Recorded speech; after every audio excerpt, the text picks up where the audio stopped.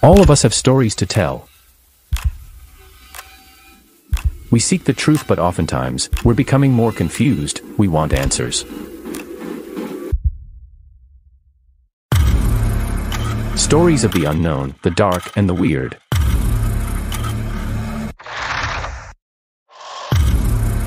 Stories from the Great White North and from all over the world. Come join us as we seek the truth. Find the answers, discover the mysteries, and face our fears.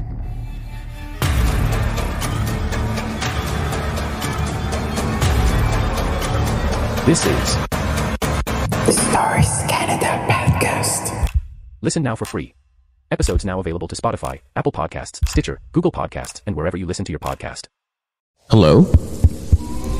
Hello? Podcast Network Asia.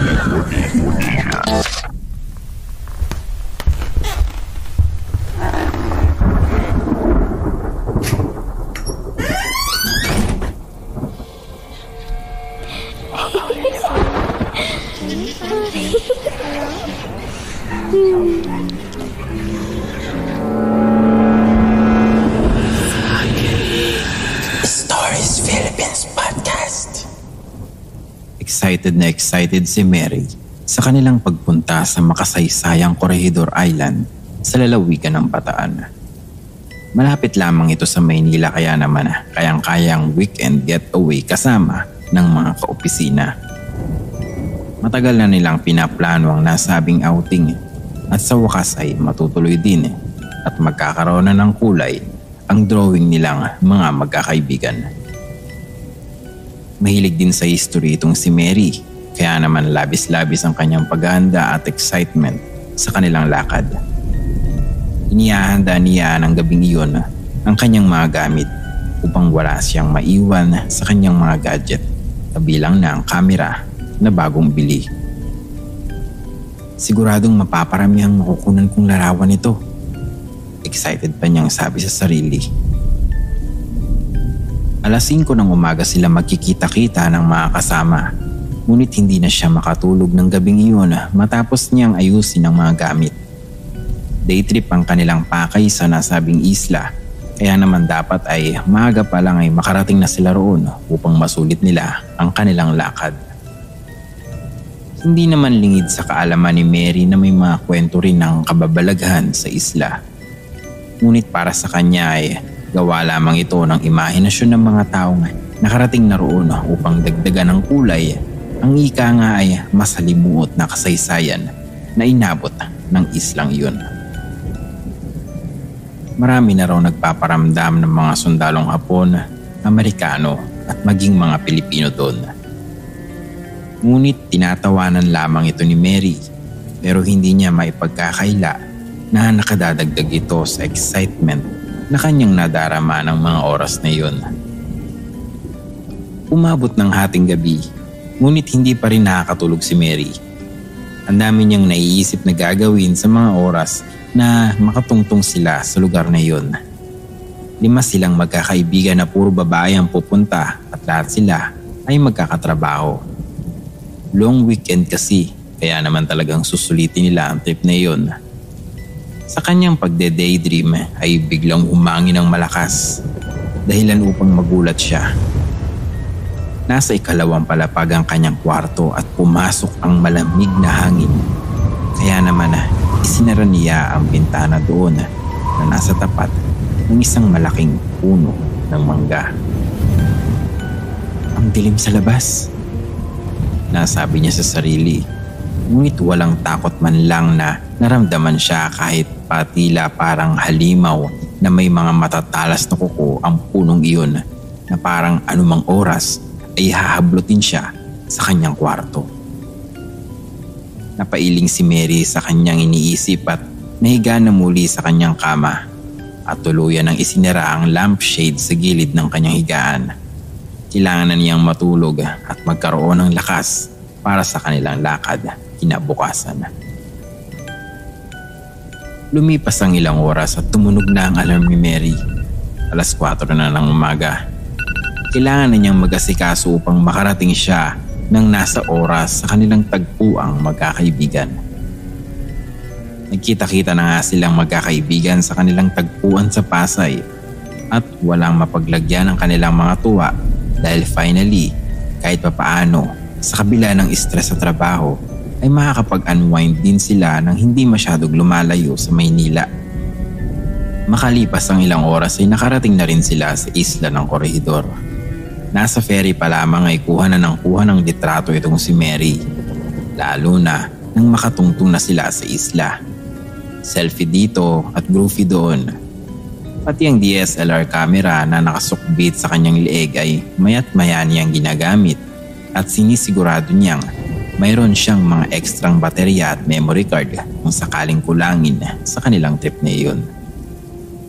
Sabi ng kapitan ng kanilang nasakyan na ferry ay dapat mga 4:30 ng hapon ay nasa port na sila upang hindi sila gabihin sa biyahe sa gitna ng dagat.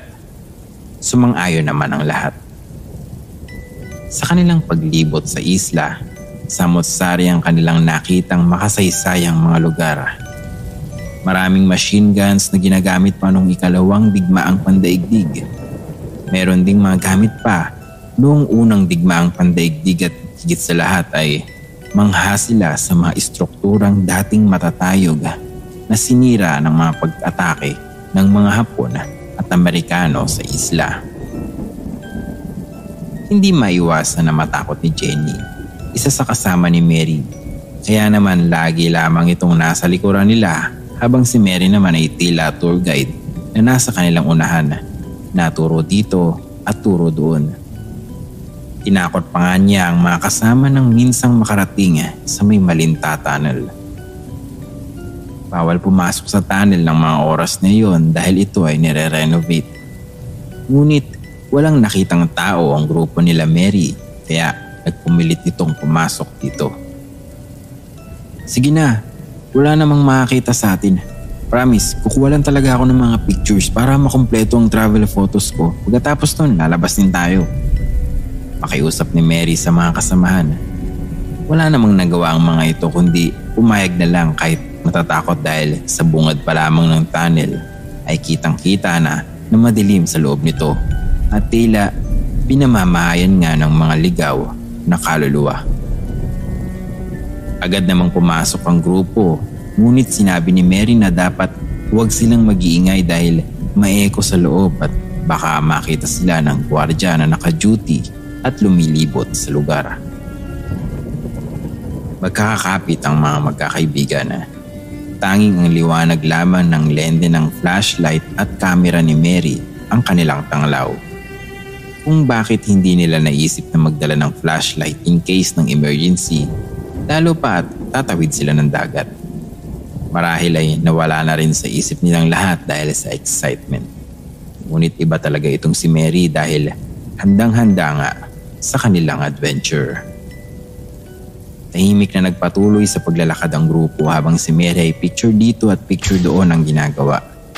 Sa bawat pagpitik ay lumiliwanag ang kanyang flash na medyo nakakasilaw din dahil sa sobrang dilim ng paligid. Halos parang malamlam na ilaw na lang ang liwanag ng pintuan ng nasabing tunnel nang nasa gitna na sila nito. Sari-sari ang kanilang mga nakita sa loob. May mga palamuti at estatwa ng mga sundalo na nagpapakita ng mga nangyari sa lugar. Nang bigla na lamang may parang bumagsak kung ano mula sa lugar na hindi nila malaman kung saan. Muntik mapatili ang grupo ni Mary ngunit siya ay wala man lang takot na nadama.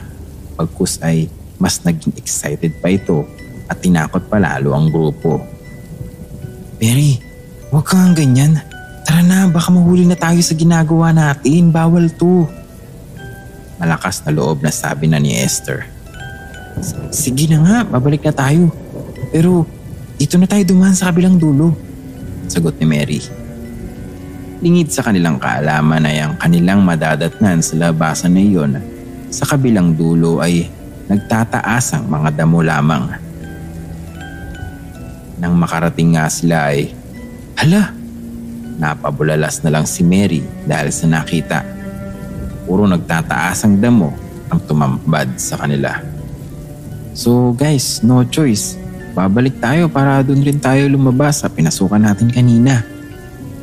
Sabi ni Mary, ngunit ang totoo ay matuwa pa ito. Wala namang nagawa ang grupo kundi bumalik at duman ulit sa loob ng madilim at nakakatakot na tunnel na iyon. Nang mga nasa kalagitnaan na sila ay biglang kumidlat ng malakas. Naging tatakutan ng grupo ng mga kababaihan dahil sa sobrang lakas ng kidlat at rinig na rinig sa loob. Nagmadali nga silang lumabas at isang malakas na ulan ang tumambad sa kanila. Bad trip naman. Kanina tirik na tirik ang araw sabi ni Mary. Ito na nga bang sinasabi ko? Wala, sabi naman ni Jenny. Bakit Jenny? Tanong naman ni Anna. Kasi may nabasa akong kwento na itong araw bigla-bigla na lang pwedeng magbago ang panahon at marami nga ang nai-stranded sa isla. Paliwanag ni Jenny. Wala namang problema dahil may mini hotel naman dito sa isla, hindi ba? Tanong ni Mary na may pagkindat pa sa mga kasama. Naku, hindi ko gusto ang iniisip mo. Sabat naman ni Karen nang makita ang mukha ni Mary. Come on guys. Wala naman tayong choice kung hindi manatili dito sa isla kung di titigil yung malakas na ulan na yan. Ani Mary. Walang nagawa ang grupo kundi ang mag-book sa mini hotel na nasa isla upang doon na sila magpalipas ng gabi. Nag-text din ang kapitan ng ferry kay Jenny na hindi sila makalayag dahil nga sa sama ng panahon. Maayos ang hotel. Simple, ngunit halata mo ring medyo napaglipasan ng panahon kumpara sa mga hotel sa Maynila. 2 palapag lamang ito at ang kanilang kinuwang kwarto ay ang tanawang karagatan. Ang ganda ng view, sabi ni Mary nang buksan ito ang bintana para makapag-ayos ng mga dalang gamit. Oo nga buti mura ang hotel na ito. Pero nakakatakot dahil tayo lang ang narito bukod dun sa mga staff. Sabat naman ni Anna. Ayaw niyo yun, solong-solo natin ang isla. May ngiti sa labi na sagot ni Mary. Naku, ikaw talaga, sabi na lang ng mga kasama. Makalipas ang ilang oras ay hindi pa rin humihinto ang ulan. Ngunit, humina na ito. Malamig na hangin ang dumampi sa kanilang mga balat, dahilan upang patayin din nila ang aircon sa kanilang kwarto. Tinitignan ni Mary ang mga nakunang litrato kanina nang bigla na lang nag-brown out. Sigawan na naman ang mga kababaihan dahil sa pagkabigla at takot. Agad silang lumapit kay Mary dahil ito ang pinakamatapang sa kanilang lahat. Ngunit lalo silang nanghintatakutan nang makita ang reaksyon ni Mary habang nakatitig ito sa screen ng kanyang kamera. Agad na pahawak sa bibig ang magkakaibigan dahil sa nakita. Isang lalaki ang nakasama nila sa kanilang selfie sa loob kanina ng Malinta Tunnel. Kitang-kita ang itsura ng lalaking iyon. Nakabihis pang sundalo at nasa likuran nilang lahat. Hindi nakapagsalita si Mary at ang mga kasama ay lalong natakot at napayakap sa isa't isa. Isang malakas na kidlat muli ang maririnig mula sa kalangitan at muling bumuhos ang malakas na ulan. Ating alamin ang mga hiwaga at kwento ng misteryo at kababalaghan sa isla ng Corregidor sa susunod na episode. Dito lamang sa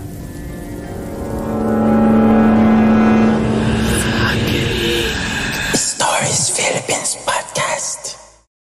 The views and opinions expressed by the podcast creators, hosts, and guests do not necessarily reflect the official policy and position of Podcast Network Asia. Any content provided by the people on the podcast are of their own opinion and are not intended to malign any religion, ethnic group, club, organization, company, individual, or anyone or anything.